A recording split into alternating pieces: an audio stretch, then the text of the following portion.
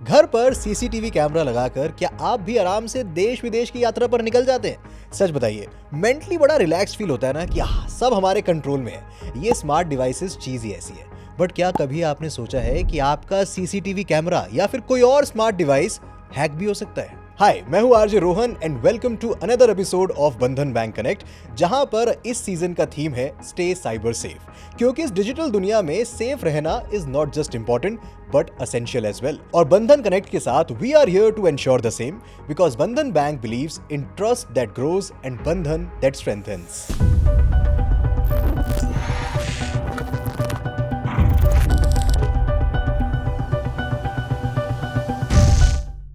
और इससे पहले कि हम आज के एपिसोड में हमारे cyber security expert Amit Dubey ji के साथ बातचीत आगे बढ़ाएं, उनसे हैक्स एंड ट्रिक्स जाने about smart devices and ATM frauds, we have with us a very special guest, a key pillar of Bandhan Bank, mister Rajendra Babbar, ED and CBO Bandhan Bank. Sir, welcome to Bandhan bank connect.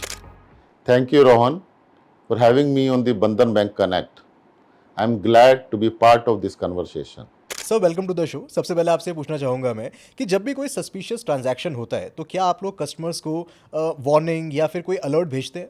Transaction monitoring alerts are reviewed on a real-time basis. Whenever any suspicious transaction is detected, the bank immediately contacts the customer to verify the transaction.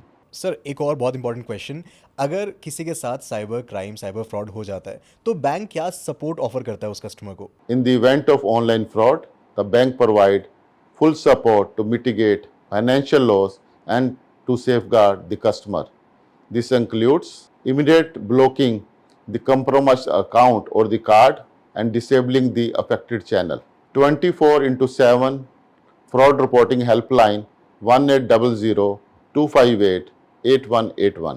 Assistance in filing complaint on the Chakshu portal sancharsathi.gov.in for suspicious messages. For financial fraud related to cybercrime, the customer must contact the National Cyber Crime Reporting portal at cybercrime.gov.in or call 1930. We also provide a clear guidance on the grievances, redressal timelines, dispute handling, and the escalation procedure. The bank also does awareness initiative through our social media, SMS, emailers, and the other channels. We also evaluate the customer liability as per RBI guidelines. If the customer follows all the prescribed protocols and reports the fraud within 3 working days, we assess all possibility as per RBI guidelines to assist the customers. If the delay in reporting is 4 to 7 days, partial liability may apply. If the customer is negligent and shares their credentials, full liability may also apply. Each case is thoroughly assessed based on the system logs, transaction records, and other evidence, ensuring a fair and transparent resolution in line with the regulatory norms. Thank you Rajendra sir, इतने detail में हमको ये पूरा process बताने के लिए। अब हम बढ़ते हैं हमारे cyber security expert Amit Dubey sir के पास। सर, आपने भी सुना किस तरह से जो साइबर क्राइम है, स्पेशली बैंकिंग में जो ये साइबर क्राइम्स होते हैं, वो बैंक की पर्सपेक्टिव से भी कितना इंपॉर्टेंट होता है उनको रिजॉल्व करना। लेकिन अब मैं आपसे पूछना चाहूँगा, समझना चाहूँगा कि ये साइबर क्राइम कैसे होते हैं, क्यों होते हैं और हम कैसे बच सकते हैं इनसे। बिल्कुल रोहन, मैं भी बहुत एक्साइटेड हूँ इसके बारे में थोड़ा सा विस्तार में डिस्कस करते हैं। तो सर, सबसे पहले मैं चाहूँगा कि हम बात करें जो ट्रेडिशनल साइबर स्कैम है उसके बारे में, जो एटीएम फ्रॉड्स हैं। सो अगर आप बता सकें कि आज के टाइम पे एटीएम फ्रॉड्स जो हैं वो कितने ज़्यादा चलन में हैं या वो फ्लॉप हो चुके हैं, अब नए तरीके आ गए हैं क्राइम करने के? देखिए, इवॉल्व तो करते हैं, क्रिमिनल्स हमेशा कुछ ना कुछ नया तरीका ले आता है। तो चाहे वो कार्ड क्लोनिंग थी पहले, अभी कई सारे ऐसी डिवाइसेस आ गए जो कार्ड क्लोनिंग करके टच बेस्ड जो पेमेंट्स होता है एटलीस्ट वो तो कर ही पाता है। राइट। अब उसकी एक लिमिट होती है 5,000 रुपये, 8,000 रुपये, तो उतना पैसा लोग विड्रॉ कर पाते हैं। और पहले क्या होता था कि एटीएम के अंदर एक कैट्रिज फिट करके लोग कार्ड क्लोनिंग करते थे या पिन होल कैमरा लगाकर पिन वगैरह रीड कर लेते। अभी ये सोशल इंजीनियरिंग साइड पर ज़्यादा इवॉल्व कर गए। जैसे मैं आपको बताऊं कि 12 ऐसे तरीके हैं जिससे लोग आपका ओटीपी चुरा लेते हैं। ओके। और हम ये मान के चलते हैं कि ओटीपी तो सिक्योर करने का बेस्ट तरीका है, यदि ओटीपी नहीं दिया तो जब हम अवेयरनेस कहते हैं ना कि डोंट शेयर ओटीपी, ये अवेयरनेस मुझे वर्क नहीं करती, क्योंकि कोई अपना OTP शेयर नहीं करता। कोई ऐसे नहीं कभी कॉल आया आपको कि रोहन अपना OTP देना, हाँ लिखिए ना ये और फिर मैं कहूँगी नहीं देना था, राइट। या आपसे कहा जाए कि वो पासवर्ड बताना अपना बैंक का, ऐसा तो कोई नहीं होता, ऐसा कभी नहीं होता। तो बैंक का पासवर्ड या OTP कोई शेयर नहीं करता, और ना एक कहानी होती है उसके पीछे, और वो कहानी क्या होती है वो मैं चाहूँगा कि हम एक बार डिस्कस करें। और ऐसे 12 तरीके हैं जो लोगों को पता होने ही चाहिए, इंपॉर्टेंट है। तो पहला तरीका होता है सर कॉल मर्जिंग टेक्निक, ठीक है। जिसमें आपको अचानक कोई कॉल आएगा कि रोहन अमित जी ने आपका नंबर दिया है और आपको एक इवेंट में बुलाना है, एक फायर साइड चैट कर लेते हैं आपके बीच में, और आप बातचीत शुरू कर देंगे। 20 सेकंड के बाद बोलेगा Rohan I think Amit is also calling you, Amit भी आपको कॉल कर रहे हैं, तो आप एक बार कॉल मर्ज कर दीजिए, हम तीनों आपस में बात कर लेते हैं, क्योंकि हमने उनको भी बुलाया है। और तो आपको एक पैरेलली कॉल आ रहा होगा, आप ऑलरेडी एक कॉल पर हैं, एक और कॉल आ रहा है, और आप कहेंगे यार ये अमित का नंबर तो नहीं है, अरे उनका VIP नंबर है, आप मर्ज कीजिए ना, अभी बात करते हैं। अब आपको थोड़ा सा ईगो प्रॉब्लम कि यार VIP नंबर मेरे पास क्यों नहीं है अमित ने VIP नंबर ले लिया आपने कॉल मर्ज कर दिया। जैसे ही आप मर्ज करेंगे, या तो आपके अकाउंट से पैसे निकल जाएंगे, या आपका WhatsApp हैक हो जाएगा, या आपका Google हैक हो जाएगा, कुछ कॉल मर्ज करने से। अब आपने कोई OTP दिया नहीं, कोई QR कोड स्कैन किया नहीं, कोई लिंक क्लिक किया, कोई ऐप इंस्टॉल की, कुछ भी नहीं, तो फिर पैसे क्यों निकले? अभी पता होना जरूरी ना लोगों को। राइट। देखिए आजकल OTP कॉल पे भी आते हैं, आपके चाहे बैंक का OTP हो, राइट, चाहे WhatsApp का हो, चाहे Gmail का हो, अब तो OTT प्लेटफॉर्म के OTP जो है कॉल करके सारे कॉल पे आते हैं। सो आपको जो वो दूसरा कॉल आया वो आपके OTP का कॉल था, आप ऑलरेडी क्रिमिनल से कॉल पर थे, आपने जैसे ही कॉल मर्ज किया वो OTP उसने सुन लिया, he was ready to apply, he applied and boom. इसमें कोई टेक्नोलॉजी नहीं है, पर एक छोटी सी इग्नोरेंस से आपका OTP निकल जाता है। राइट। दूसरा तरीका है कॉल फॉरवर्डिंग टेक्निक। इसमें आपके फ़ोन से कुछ डायल करा दिया जाता है, ठीक है। जैसे *62* मोबाइल नंबर है, या *401* मोबाइल नंबर, या **21*। ये जो कोड है ये आपके कॉल्स को किसी दूसरे नंबर पर फॉरवर्ड कर देता है, या तो कंडीशनल कॉल फॉरवर्डिंग होगी या ऑल कॉल फॉरवर्डिंग होगी। यदि आपका कॉल कंडीशनली दूसरे नंबर पर फॉरवर्ड हो गया और उसने OTP बुलाया तो वो उसको चला जाएगा। सिमिलर प्रोसेस, अब वो OTP उसके पास पहुंच गया। अब ये आप डायल करोगे क्यों? क्योंकि आपको कुछ ना कुछ सोशल इंजीनियरिंग ट्राई किया जाएगा, कहानी बनी है उसके बनी है। जैसे कि अभी डॉक्टर्स के WhatsApp हैक हुए गुड़गांव में लगातार, उनको कॉल आया कि दिवाली के पहले कि वो गिफ्ट भेजना है आपको, फार्मा कंपनी से बोल रहे हैं। हाँ बोले भेज दीजिए, और बोले नहीं वो कुछ कॉस्टली गिफ्ट है, परमिशन चाहिए आप, क्योंकि वो टैक्सेशन का इशू है। बोले परमिशन दे दी, बोले नहीं ऐसे परमिशन तो हम मान ही नहीं सकते, सर्वर से एक मैसेज आएगा, उस पर एक कोड होगा, उसको डायल कर दीजिए तो रिकॉर्ड हो जाएगी। बोले ठीक है, मैसेज आया, उस पर कोड था *62* मोबाइल नंबर, मैंने डायल कर दिया, इनकी कॉल्स सारी फॉरवर्ड हो गई। उसके बाद WhatsApp हैक हुआ, फिर Gmail हैक हुआ, पैसे भी निकल सकते थे। तो ये सारी चीज़ें सोशल इंजीनियरिंग कहलाती है। राइट। इसमें हमारे जो स्टैंडर्ड प्रोसेसेस हैं उसका मिसयूज़ होता है। तीसरा तरीका है eSIM। eSIM का मिसयूज़ होना। अब कई सारे लोगों को eSIM के बारे में पता ही नहीं है। वो अब पूछना 50 लोगों से पूछे eSIM क्या होता है, तो उनकी अपनी अपनी फिलॉसफी आ जाएगी। eSIM एक एक्चुअली QR कोड होता है, आपके सिम को एक QR कोड में बदल देना। ठीक है। आप उस QR कोड को अपने आईफोन से स्कैन करेंगे या कुछ एंड्रॉयड फोन से, तो वो सिम आपके फोन में आ जाएगा। राइट। और आपका फिजिकल सिम बंद हो जाएगा। इसको जनरेट करने का एक प्रोसेस है, उस प्रोसेस को क्रिमिनल मैनिपुलेट करता है और वो QR कोड उस तक पहुंच जाता है। उसके बाद सिम गया तो आपका सिम जो है उनके QR कोड पे स्कैन हो गया, अब वो सिम उनका हो गया। बिल्कुल बिल्कुल, उनके आपका सिम उनके फोन में चला गया। जैसे आईफोन डुअल सिम नहीं होता, right, one physical SIM one e SIM, लेकिन ई सिम उसमें आ गया तो फिर वो डुअल सिम हो जाता है, क्योंकि दूसरा आप फिजिकल सिम भी डाल सकते हैं। राइट। तो इसी तरीके ये ऐसे प्रोविजंस हैं जो मिसयूज होते हैं। जैसे वॉइस मेलिंग सिस्टम है कि मैं आपको कोई मैसेज छोड़ सकता हूँ आपके वॉइस मेल पे, right. If you are busy, call pick नहीं कर रहे हो, तो बीप के बाद एक कॉल रिकॉर्ड मैसेज छोड़ दीजिए, वो भी मिसयूज हो सकता है। आपका वॉइस मेल का पासवर्ड यदि आपने नहीं बदला है, डिफॉल्ट पासवर्ड है, तो आपकी वॉइस मेल मैं सुन सकता हूँ। ठीक है। मैं आपका OTP मंगाऊंगा, आप बिजी हो गए रिकॉर्डिंग में, आपका OTP आया, वो कॉल रिकॉर्ड में सेव हो गया और मैं सुन लूँगा उसको, खेल खत्म। ये सारे 12 तरीके हैं। स्क्रीन शेयर कर देना, आपका team viewer, quick support, any desk app है जिससे आपका स्क्रीन शेयर हो जाता है, या जूम कॉल के थ्रू भी OTP चोरी हो जाता है। जब तक लोगों को आप तरीके डिटेल में नहीं बताएंगे, वो OTP निकलते रहेंगे। राइट। सवाल ये है, इसलिए मैं इस चीज़ को थोड़ा डिटेल बताना चाहता था। इसके अलावा कुछ स्क्रीन शेयरिंग मैकेनिज्म्स होते हैं, कुछ ऐप्स आती हैं जो आपका मोबाइल का स्क्रीन शेयर कर देती हैं। जैसे हम फोन से दूसरा बिल्कुल यूज़ कर बिल्कुल सकते हैं, कंप्यूटर से कंप्यूटर यूज़ कर सकते हैं। और लोग उनके नाम से कंफ्यूज हो जाते हैं, उनको लगता है कोई सपोर्ट ऐप है, कर लेते हैं इंस्टॉल, लेकिन जैसे ही उनका स्क्रीन शेयर होता है उनकी OTP सामने वाला देखने लगता है। इसी तरह जो वेब मीटिंग कॉल्स होती हैं जिसमें आपको अलग तरह के प्लेटफॉर्म है राइट। जिस पे मीटिंग्स के लिए आप ज्वाइन करते हो, लेकिन उसमें भी स्क्रीन शेयरिंग ऑप्शन होते हैं। तो आपसे वो किसी बहाने से स्क्रीन शेयर करवा लेता है, जैसे स्क्रीन शेयर आप करते हो आपका OTP वो देख पाता है। तो ये सारे तरीके हैं जो क्रिमिनल नॉर्मल एप्लीकेशंस और प्रोसेसेस का मिसयूज़ करके आपका OTP उड़ा लेते हैं।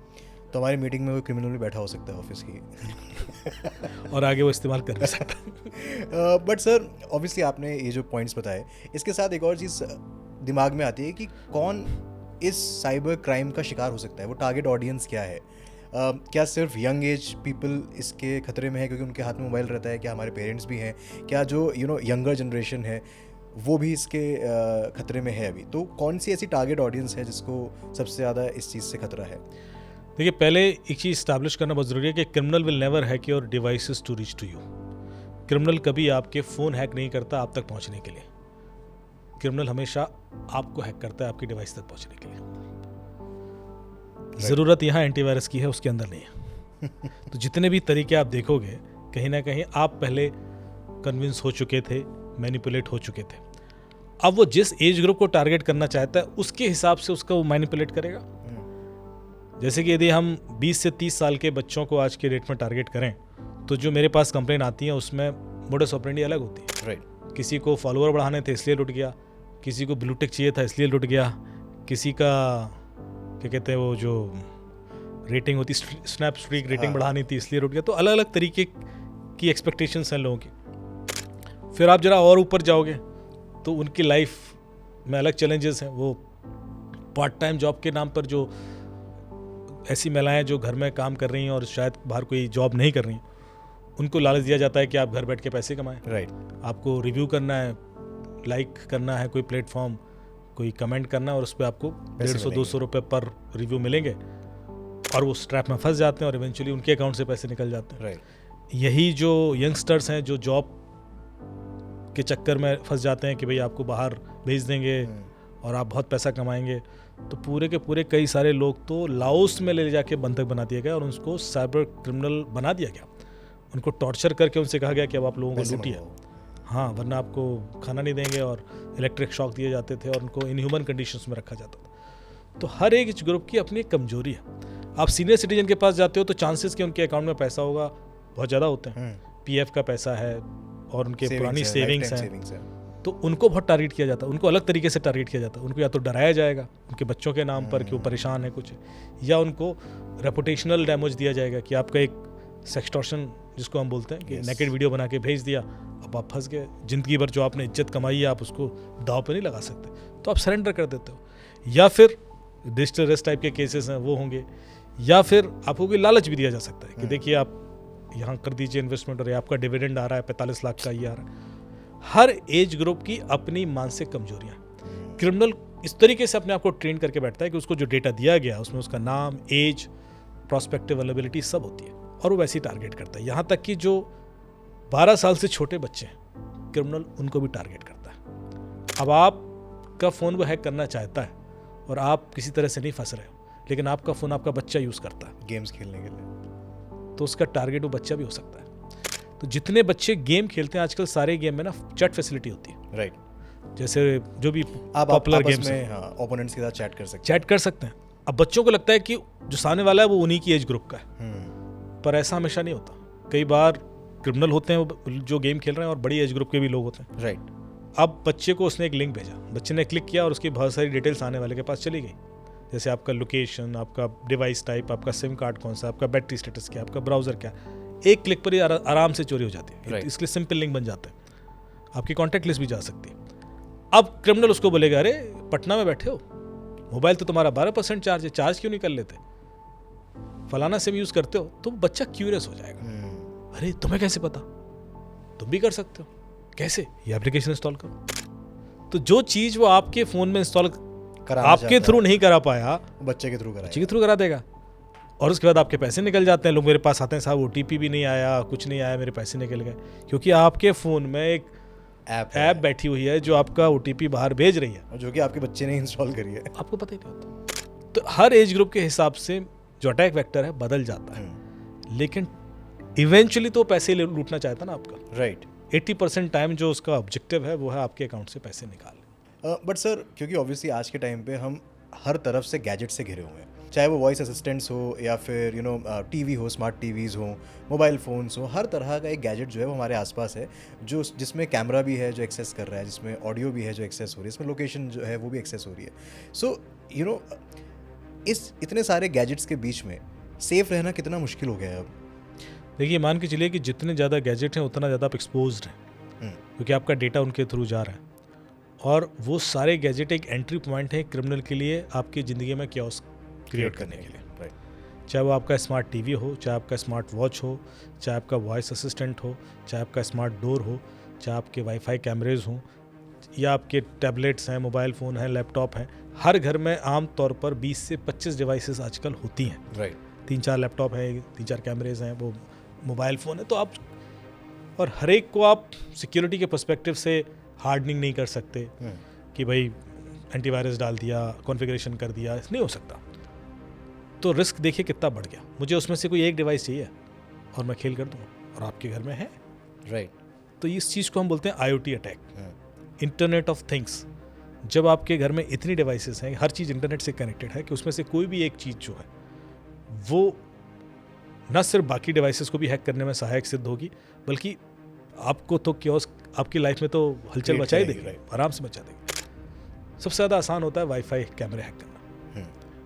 तो आप कई सारे सर्च इंजन आते हैं जैसे शोडान वगैरह, वो एक एरिया में कौन कौन से कैमरेज हैं वो बता देता है आपको। ठीक है। आप लिंक क्लिक करेंगे तो 90% चांसेस हैं कि डिफ़ॉल्ट पासवर्ड यूज़ हो रहा होगा, कोई अपने कैमरे का पासवर्ड बदलता नहीं, आप एक्सेस कर लेंगे। यदि नहीं डिफ़ॉल्ट है और कोई दूसरा पासवर्ड है तो ब्रूट फोर्स हो जाता है, क्योंकि उसकी लेंथ बहुत ज़्यादा होती नहीं। तो कॉम्बिनेशन ऑफ पासवर्ड आपका सॉफ्टवेयर ट्राई करता है और वो रोकता नहीं है। उसके सिस्टम में ऐसा प्रोविजन नहीं कि वो नंबर ऑफ ट्रायल्स के बाद रोक दे, फेल अटेम्प्ट्स के बाद नहीं रोकता वो लगातार ट्राई करते रहो तो सारे हैक हो जाते हैं। तो इस वजह से वाईफाई कैमरे तो हैक हो ही जाते हैं। एक केस आया मेरे पास जिसमें एक कोई सीनियर सिटीजन था, किसी बिल्डिंग में 17वें 18वें फ्लोर पे रहता था, और अचानक वो एक दिन कभी टीवी भी देख रहा था और अचानक उसका नवंबर के महीने में AC चलना शुरू हो गया। ओके। और वो टेम्परेचर अपने आप कम हुआ और 18 डिग्री सी पर सेट हो गया। थोड़ी देर में उसको रियलाइज़ हुआ कि उसको ठंड लग रही है, तो उसने देखा अरे AC कैसे चल गया। रिमोट मोड देखा तो मिला नहीं उसको, रिमोट लेके आया, फिर वो रिमोट उसने बंद कर दिया। फिर टीवी देखने लगा वो, तो टीवी में भी थोड़ी देर बाद वो चेंज हुआ अपने आप और कुछ हॉरर कोई सीन या फिल्म उसमें लग गई। जब रिपीट मोड में हुआ 2-3 बार तो घबरा गया, उसको लगा कि कुछ तो अजीब चल रहा है, क्योंकि फिर से AC ऑन हो गया अपने, फिर वो टेम्परेचर टक टक जाए और वो भागा वहाँ से। और लिफ्ट उसको शायद मिली नहीं, सीढ़ियों से उतरने की कोशिश की होगी और वो कोलैप्स कर गया। तो यदि आपको नहीं पता है कि सारी चीज़ें कितनी आसान है हैक करना, आज एक ऐप आती है और आप किसी का भी AC कंट्रोल कर लो, किसी का भी टीवी कंट्रोल कर लो और किसी का भी सिक्योरिटी गेट कंट्रोल कर लो, वो भी बाईपास हो जाता है। तो आपको कोई बेसिक टेक्निकल वल्नरेबिलिटी भी डरा देगी। यदि मैं आप आज अपने फ़ोन में आप 2 मिनट के लिए सो गए और उठे और आपके फ़ोन में आपके सोते हुए की selfie as an home page set कर दी मैंने, तो सोचो आपका रिएक्शन क्या होगा। कितने परम्यूटेशन कॉम्बिनेशन लगा लूंगा मैं, क्या हुआ होगा, क्या हुआ होगा, मतलब मैं सोते हुए सेल्फी लेके फ़ोन में कैसे सेट हो गई मेरे। हाँ। ये सब टेक्निकली पॉसिबल है। और चूंकि हम इतना डिवाइसेस से घिरे हुए हैं, हर डिवाइस अलग तरीके से क्योस क्रिएट करेगी। राइट। अभी तो मैंने जो स्मार्ट वॉचेस हैं उनकी बात नहीं की, वो उनके अलग चैलेंजेस हैं। कई सारा डेटा आपका इतना सेंसिटिव होता है जो उस वॉच के अंदर होता है। क्योंकि सर आपने क्योंकि ऑब्वियसली स्मार्ट वॉच की बात करी, मेरे पास स्मार्ट वॉच है, उसमें बैंकिंग जो ऐप है मेरी उसकी भी नोटिफिकेशन, उसके OTP भी आते हैं। बिल्कुल। जो मेरे फ़ोन पे OTP आ रहा है वो मेरे स्मार्ट वॉच पे भी OTP आ रहा है, और कई स्मार्ट वॉचेस में तो फ्लैश हो जाते हैं बाकायदा। बिल्कुल, ऐसा भी नहीं है कि उसमें आपको अंदर जाके देखना है, सीधा लिखा हुआ है your this bank OTP is this. आपने फ़ोन का कैमरा कंट्रोल कर सकते हो स्मार्ट वॉच से, आप आवाज़ें सुन सकते हो।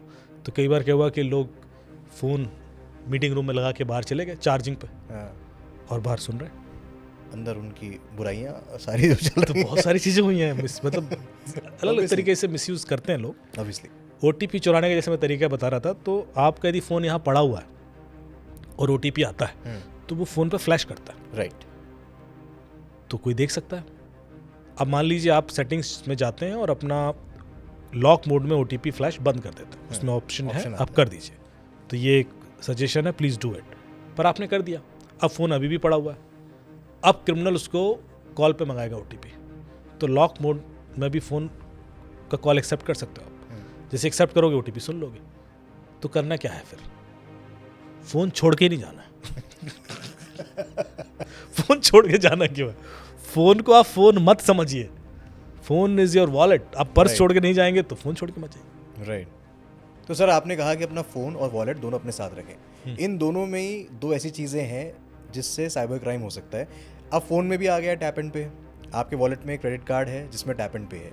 तो अब इन दोनों टैप एंड पे फीचर्स को अगर मैं बात करूं, जो कि फ़ोन में वर्चुअल है और उसके पास वॉलेट में आपके पास फिजिकल है, तो क्या ये टैप एंड पे भी साइबर क्रिमिनल्स के लिए एक ईजी एक्सेस है पैसा निकालने के लिए? देखिए, कोई भी कन्वीनियंस एक रिस्क के साथ आती है। टैप एंड पे आपको कन्वीनियंस देता है कि आप एक क्विक पेमेंट है, जैसे वो कर, जैसे कि आप UK जाएं तो जितना ये मेट्रो का कार्ड होता है आपको लेने की ज़रूरत नहीं है, अपना फ़ोन टच कराइए और उसी से डिटेक्ट हो जाता है। राइट। क्रेडिट कार्ड टच कराइए उससे डिटेक्ट हो जाएगा, डेबिट कार्ड कराइए उससे हो जाएगा। तो आप वो हर चीज़ इंटीग्रेट कर दी गई। It gives U A convenience, but आप जैसे जैसे उस कन्वीनियंस का थोड़ा सा रिस्क एनालिसिस करेंगे तो समझ में आएगा। अब टैप एंड पे इसलिए सेफ़ है क्योंकि उसमें आपने लिमिट लगा दी है कि भाई 1000 रुपये है, 2000 रुपये है, तो एक बार में इससे ज़्यादा नहीं निकलेगा, और दिन भर की भी लिमिट होती है कि इससे ज़्यादा नहीं निकलेगा। इसी तरह जो आपके वायरलेस जो कार्ड का पेमेंट होते हैं उसकी भी लिमिट होती है। राइट। जिसने नहीं लगाई उसको लगा देना चाहिए। वैसे तो एक authentic Fixed banking amount guideline होगा ही कि है कि ऊपर मेरे नहीं ख्याल से वो जाएगा। पहले 5000 थी, अब अब 10,000 या 10,000 है, 7,000 उससे ज़्यादा नहीं निकल सकता। लेकिन अब ये है कि 10,000 2-4 बार निकल गया तो बड़ा अमाउंट बन जाता है कि वो एक दिन एक निकला, दूसरे दिन दूसरा निकला, और आप वो गलती बार बार कर रहे हो। राइट। तो ध्यान रखने की तो ज़रूरत है। देखिए, रिस्क तो है ही कि कोई पेमेंट निकाल तो सकते ही उससे, लेकिन इस तरह के पेमेंट का लॉग बनता है, क्योंकि ये जो पेमेंट्स होंगे वो किसी परचेज़ के लिए होंगे या कुछ, और उसके बाद उस क्रिमिनल को आइडेंटिफाई करना पॉसिबल होता है। कुछ चीज़ें ऐसी हैं जिसमें आइडेंटिफाई करनी मुश्किल हो जाएगा। जैसे कि आपका कार्ड यहाँ और पेमेंट हो रहा है वियतनाम में या थाईलैंड में, फिर रिस्क बढ़ जाता है, क्योंकि इसका मतलब अब डेटा गया है, कार्ड क्लोन हो गया है और वहाँ मिसयूज़ हो रहा है, या क्रेडिट कार्ड का डेटा चोरी हुआ है। तो उससे ज़्यादा कॉन्शियस रहने की ज़रूरत है, क्योंकि मैं पैनिक नहीं करना चाहता कि भाई आप टच यूज़ ही नहीं करेंगे। ऐसे केसेस कम ही होते हैं। यदि आप थोड़ा भी अपना वॉलेट संभाल के रखते हैं तो नहीं होगा, या फिर अपना मोबाइल फ़ोन में आप डिसेबल कर दें तो ज़बरदस्ती पेमेंट नहीं निकलेगा उससे, और लिमिट रखेंगे तो उतना ही निकलेगा। यही तरीके, जैसे जब आप बैंकिंग ऐप की बात करते हैं तो बैंकिंग ऐप को लोग दूसरे ऐप की तरह समझ लेते हैं कि भाई जो मेरी बैंकिंग ऐप है वो और एक गेम ऐप सेम है। सेम। ऐसा नहीं होता। बैंकिंग ऐप आपकी बाकी ऐप से 1 लाख गुना ज़्यादा सेफ होती है। मतलब मैं इसलिए कंपैरिजन नंबर दे रहा हूँ ताकि लोगों को समझ में आए कि क्या क्या नहीं करते वो लोग। पहले तो उसमें कोई भी communication end to end encrypted होता है। दूसरा, ऑथेंटिकेशन मैकेनिज्म इतना पुख्ता होता है कि मल्टी फैक्टर तो हो गई, लेकिन उसके बावजूद आपने देखा होगा कि उसका सेशन टाइम तड़ से लॉगआउट हो जाता है। आप जरा सी देर भी आप होल्ड करके रखोगे तो निकल जाएगा। गेम थोड़ा ना सेशन टाइम आउट होता है। यस। तो इसका मतलब वो लगातार हर चीज़ पे नज़र रखे हुए कि ऐसा तो नहीं है गलत हाथ में फ़ोन पहुंच गया कि फ़ोन रखा और किसी हाथ में, वो सारी पॉसिबिलिटी के हिसाब से डिज़ाइन है। और दूसरा, कभी ऐसा नहीं होता कि ऐप से अपने आप पैसे निकल गए। जो लोग बार बार मेरे से कहते हैं कि तो फिर वो पेमेंट के लिए बैंक ऐप यूज़ करें या क्या करें, भाई पेमेंट के लिए तो बैंक ऐप ही यूज़ करेंगे और वो सेफ है। सवाल ये कि आप खुद कहीं जब पेमेंट कर रहे हो तो आपने कॉन्शियस रहने की ज़रूरत है। राइट। कॉन्शियसनेस आपको चाहिए। ऐप तो हर तरीके से आपको वार्निंग भी देगी, आपको बीच में बताएगी भी कि आप कहीं डिजिटल रिस्क का शिकार तो नहीं हो गए हैं, ये पेमेंट आप वाकई इतना अचानक करना चाहते हैं, आपने कभी 10 लाख का एक दिन में पेमेंट नहीं किया और एक दिन अचानक कर रहे हैं, तो वो आपको टिपिकल वार्निंग आती है। आपको हो सकता है कॉल पे भी वेरिफिकेशन पूछा जाए। फिर आप बैंकिंग ऐप के अंदर हर एक ट्रांजेक्शन की लिमिट सेट कर सकते हैं कि मेरी एक दिन में RTGS इससे ज़्यादा ना हो, इंटरनेशनल पेमेंट इससे ज़्यादा ना हो, नेशनल पेमेंट में भी जो भी फैसिलिटीज़ हैं IMPS है, UPI है, इतना ही हो। जब आप सारी चीज़ें रेगुलेट कर देंगे तो रिस्क अपने आप कम हो गया। ऐसा तो है नहीं कि अकाउंट एकदम से खाली हो जाए। जो क्राइम आपके पास आते हैं वो ऐसे आते हैं कि अकाउंट खाली हो गया, तो इसका मतलब है कि लिमिट थी नहीं, या लिमिट थी तो उसको इग्नोर किया गया कि जब कर रहा था पेमेंट आदमी तो उसने इग्नोर किया उसने। तो आप यदि ये ट्रस्ट बना के चलें कि आपकी ऐप की वजह से कभी कोई गड़बड़ नहीं होती, तो फिर शायद आप अपने ऊपर कॉन्शियसनेस बढ़ा देंगे। जब आप पेमेंट कर रहे होंगे तो 4 बार सोचेंगे। मेरे ख्याल से वो यहाँ पर इंट्रोड्यूस करना जरूरी है। क्योंकि सर आप बात कर रहे हो अभी ऑब्वियसली ऑनलाइन पेमेंट्स और बैंकिंग ऐप्स के बारे में, सो मैं यूपीआई फ्रॉड्स के बारे में बात करना चाहूँगा यहाँ पे, क्योंकि इस टाइम पे मैक्सिमम पेमेंट चाहे वो 5 रुपये की हो या 50,000 की पेमेंट हो, लोग यूपीआई से कर रहे हैं। और यूपीआई के स्कैम्स भी सबसे ज़्यादा सामने आ रहे हैं, जहाँ पर कुछ भी नहीं करना, आपको छोटा सा क्लिक करना और पेमेंट चली जाती है यहाँ से वहाँ। सो यूपीआई यूज़ करते हुए कौन सी ऐसी चीज़ें हैं जो इंसान को ध्यान में रखनी है जैसे वो फ्रॉड से बच सके, और कौन से ऐसे कॉमन तरीके हैं जिससे लोग यूपीआई स्कैम कर रहे हैं? जब आप यूपीआई से पेमेंट करते हैं तो आपने कहा कि छोटा सा क्लिक करना और पेमेंट चला जाएगा। नहीं, छोटा सा क्लिक करने के बाद पिन कोड मांगा जाता है। बिना पिन के तो नहीं जाएगा ना पेमेंट। वो चीज़ भूल जाते लोग। पिन तो मांगा था, बिना पिन के तो यूपीआई डाल भी दिया, लेकिन पिन तो डाला था। तो यदि आपने पिन डाला था तो आपको पता था कि आप पेमेंट कर रहे हो, भाई वरना पिन क्यों मांगा जाएगा। सो 2-3 चीज़ें हैं जो बताऊंगा।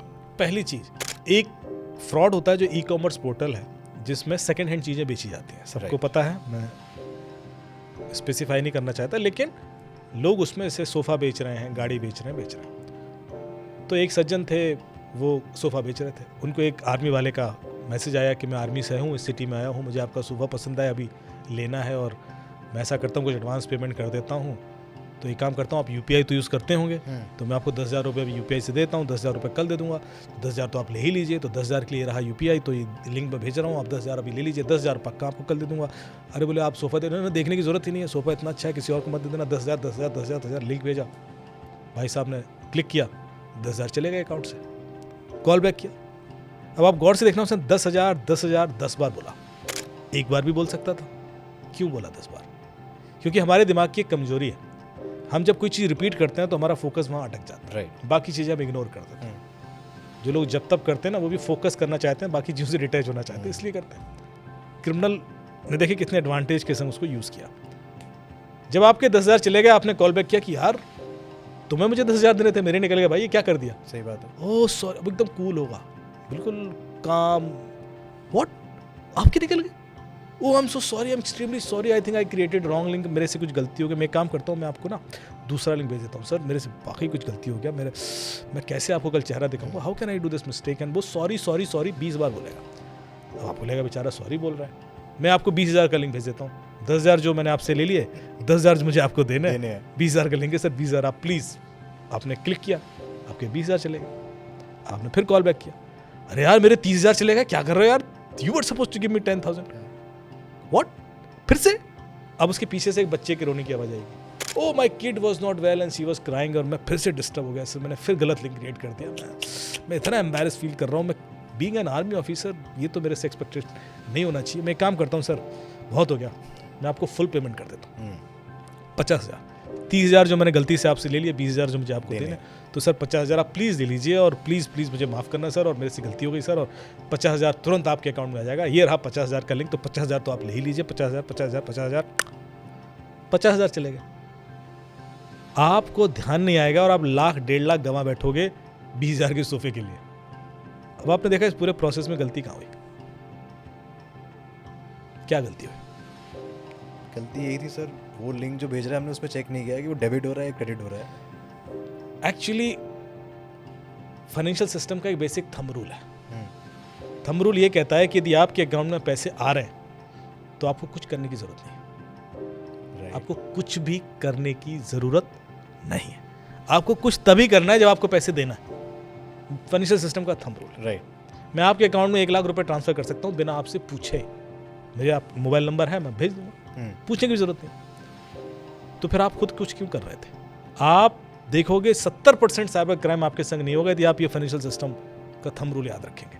जितनी FIR होती है, हर जगह पैसा आ रहा था, सर वो डिविडेंड का पैसा आ रहा था, फिर मैंने ये कर दिया, सर वो लॉटरी का पैसा आ रहा था, सर वो ये पैसा आ रहा था, और लोग एक्शन लिए जा रहे थे। भाई आ रहा था तो अपने आप आएगा ना, लक्ष्मी अपने आप आती है।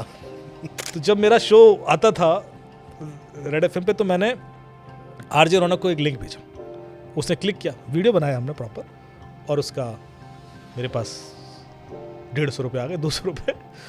मैंने वीडियो देखो, जो लिंक क्लिक करेगा उसके पैसे मेरे पास आएंगे, और आपको पैसे लेने के लिए कुछ करने की ज़रूरत नहीं है, तो इसको आप ध्यान रखें और ऐसे फ्रॉड से बचें। वो लिंक मैंने अपने दोस्तों को भेज दिया, सारे army officers, police officers, bureaucrats, politicians जितने थे। अगले हफ्ते मेरी सोसाइटी से एक दोस्त का फ़ोन आया, वो एक कंपनी के CEO हैं। अमित जी 45,000 चले गए। मैंने कैसे? यही ई-कॉमर्स फ्रॉड, कंपनी का नाम लिया। मैंने कहा अरे कैसे निकल गए? अरे बोले वो, मैंने कहा मैं तुम्हें वीडियो बना के भेजा था, तुमने देखा नहीं? बोले देखा, मैंने तुम्हारा पूरा वीडियो देखा। मैंने कहा पैसे कैसे गए? अरे बोले तुमने जो जो कहा था मैंने वही किया। मैंने क्या कहा था? बोले तुमने कहा था लिंक क्लिक मत करना, मैंने लिंक क्लिक नहीं किया। तो मैंने कहा पैसे कैसे गए? बोले उसने QR कोड भेजा था। आप समझ रहे हो? आपकी इन्फॉर्मेशन में एक चीज कमी रह गई, उससे क्राइम हो गया। QR कोड और बोलना चाहिए था आपको वीडियो में। आप आज मैं QR कोड बोलूंगा, कल वो कुछ और लेके आ जाएंगे। राइट। सवाल ये नहीं है कि मैं क्या क्या बताऊं आपको। यदि मैं आपको 5 तरीके बता दूं तो ऐसा थोड़ी ना कि छठवां नहीं होने वाला, वो भी आएगा ही। वो भी आएगा। तो मैं कह रहा हूँ लिंक क्लिक मत कीजिए, कोड मत शेयर कीजिए, QR कोड मत, ऐप इंस्टॉल मत कीजिए, फ्री वाईफाई, ये सारी चीज़ें। तो ऐसा नहीं है कि मैं नया बोल रहा हूँ, हाँ। बट जब तक मैं स्टोरी फॉर्म में नहीं बताऊंगा, लोगों को लगता नहीं कि गलती हो कैसे जाती है। राइट। आपका बेसिक थंब रूल ये है कि यदि पैसा आ रहा है तो आपने कुछ नहीं करना है, फोन दूर रख देना। पैसा आ रहा, अच्छा रख दिया तो अपने आप आएगा। भाई आपने खुद कुछ क्यों करना है? जहाँ एफर्ट करने पड़ रहे हैं मतलब जाने वाला है। इतना सब है, बता रहा हूँ 70% साइबर क्राइम आपके साथ बिल्कुल नहीं होगा। सर एक और क्वेश्चन है मेरा before we end this conversation. Couples के बीच में ना काफ़ी होता है कि बैंकिंग पिन्स या ATM पिन्स वो लोग शेयर करते हैं। सो आई थिंक ये और होराइजन आप खोल देते हैं साइबर क्रिमिनल्स के लिए कि आप नहीं अगर चपेटे में है तो पार्टनर आ जाएगा, कार्ड तक तो पहुंच ही जाएंगे आपके। तो कपल्स को आप क्या एडवाइस देना चाहेंगे कि बाकी सारी बातें शेयर कर लो, पिन्स थोड़ा सा रहने दो? मैं तो ऐसे कार्ड भी देखे उसमें पिन पीछे लिखा होता है। पिन लिख के चलते हैं लोग। ऐसे कार्ड भी देखे मैंने। मैं तो और भी बताऊं, मैं आप जैसे नोएडा में कई सारे जो वो हैं जहाँ पर आप प्रिंट आउट निकलवाने जाते हैं शॉप से, तो कोई आता है, मैं भी गया जैसे, हाँ सर वो प्रिंट आउट निकाल देना, ईमेल कर दो, पासवर्ड बताओ अपना, हाँ सर ये मेरा पासवर्ड है। वो अपना पासवर्ड भी बता रहा होता है 25 लोगों के सामने। अब आपको पता है कि यदि आपका वो जो फ़ोन के अंदर का ईमेल है मुझे मिल जाए तो मैं आपकी ज़िंदगी में क्या नहीं कर सकता। राइट। सब कुछ कंट्रोल में ले सकता हूँ।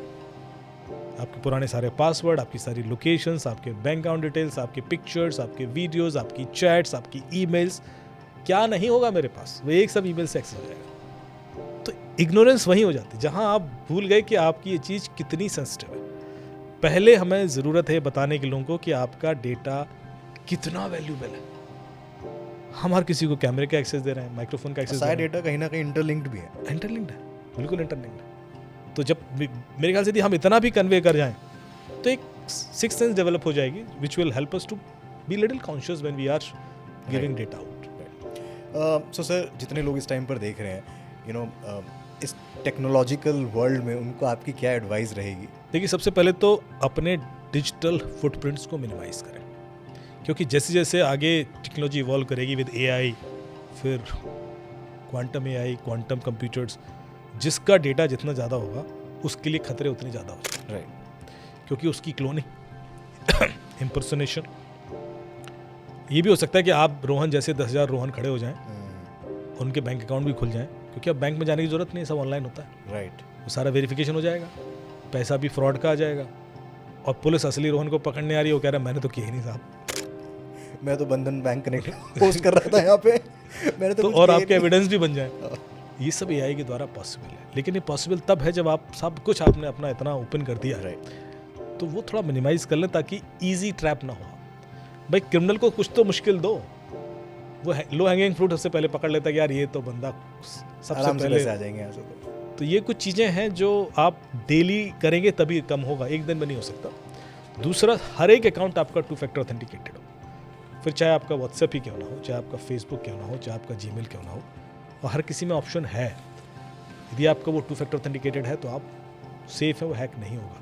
वरना OTP चुराने के आज 11 तरीके हैं, कल 15 हो जाएंगे। तीसरा, कोई भी अननोन सोर्सेज से कोई एप्लीकेशन इंस्टॉल ना करें, चाहे फिर वो wedding.apk हो, चाहे वो बेटिंग ऐप हो, इन्वेस्टमेंट ऐप हो। नॉर्मली देखा होगा आप ये प्ले स्टोर से नहीं आती है, अधिकतर ये लोग कोई QR कोड से इंस्टॉल हो रही होती है, कोई लिंक डायरेक्ट भेज रहे होते हैं, राइट।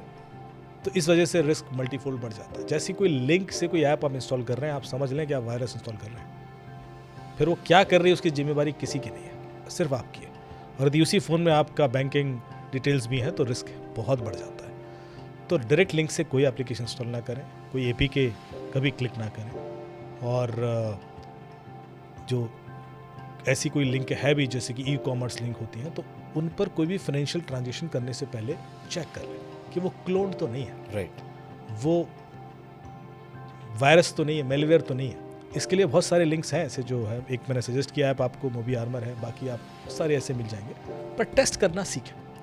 ब्लाइंडली किसी का कोई डिस्काउंट था 50% इसलिए उस पर आपने पेमेंट कर दिया, आपको कैसे पता कि वो फ्रॉड नहीं है? तो पहला दिमाग में डाउट आना चाहिए कि क्या ये फ्रॉड तो नहीं है। यदि वो डाउट भी आ गया तो आप फिर वो कर लेंगे। सही बात है। पर लोग डाउट करना ही छोड़ दिया, कॉल आया पैसे का दे दिया। So first thing that we need to learn is zero trust model. अब विश्वास वाली दुनिया रह नहीं गई है। हाँ, जीरो ट्रस्ट मॉडल का मतलब है कि आप किसी पर विश्वास मत करो, बिना सब पे वेरिफिकेशन शक करो। कॉल आ रहा, उस पर भी फेसबुक हैंडल से आ रहा, तो भी आपके व्हाट्सएप से मुझे मैसेज आया कि अमित भाई 5 लाख तो मुझे पहले डाउट करना होगा यार, आज तक तो कभी मांगे नहीं, सही बात है। अचानक से ऐसा क्या हो गया? ये फिर दोगे आप नहीं दोगे अगर मैंने मांगे 5 लाख? अगर सच्ची रोहन ने मांगे तो 5 लाख मिल जाएंगे आपसे। ये भी हो सकता है कि 5 लाख निकाल लूँ मैं। नहीं, बट आई थिंक आपका पॉइंट बहुत जेन्युइन है कि आज के टाइम पे आपको कहते हैं ना, अपने आँख नाक कान खोल के चलने हैं। सो हर एक चीज़ को आपको क्रॉस चेक करना है, इतनी जल्दी ब्लाइंडली विश्वास नहीं करना है। बिल्कुल। Right. Thank you so much Amit sir. I think हमने बहुत सारे पॉइंट्स कवर किए, और ये सारे पॉइंट्स ऐसे हैं जो इस डिजिटल दुनिया में बहुत ज़रूरी है हम सबको पता होना। जैसे कि आपने बताया कि हर चीज़ हो हमारे आसपास रही है, लेकिन हम उस पर इतनी तरीके से नज़र डालते नहीं। हमें लगता है हाँ ठीक है ठीक है ठीक है, उस ठीक है वाले एटीट्यूड के चक्कर में जैसी क्राइम होता है ना, 10 सेकंड बाद बंदे को पता पड़ जाता है कि मैं बेवकूफ़ बन गया, है मैंने ऐसे कैसे कर दिया 10 सेकंड में। पर आप देखिए कि वही व्यक्ति 10 सेकंड पहले कितना कन्विंस था वही चीज़ करने के लिए। बस इतना ही अवेयरनेस फैलानी है। और उस कॉल से पहले उसे पूरा विश्वास था कि मेरे हाँ, साथ ऐसा कभी नहीं हो सकता। पैसे जैसे जाते हैं ना, उसके बाद मेरे साथ ज्ञान चक्षु खुल जाते हैं। बट वी ऑल होप कि आप लोग, जितने लोग देख रहे हैं वो लोग सेफ रहें, और बंधन बैंक कनेक्ट यही चाहता है कि आप लोग इस चीज़ को लेके और अवेयर रहें। हम और एपिसोड्स लेके आएंगे, आपको और अवेयर करेंगे। जब तक आपका पैसा बचा नहीं लेंगे हम रुकेंगे नहीं। Thank you Amit sir, thank you so much again for joining in. Thank you Rohan, and be cyber safe. जब तक आप सेफ हैं हमारा राष्ट्र सुरक्षित है। Thank you so much. Thank you.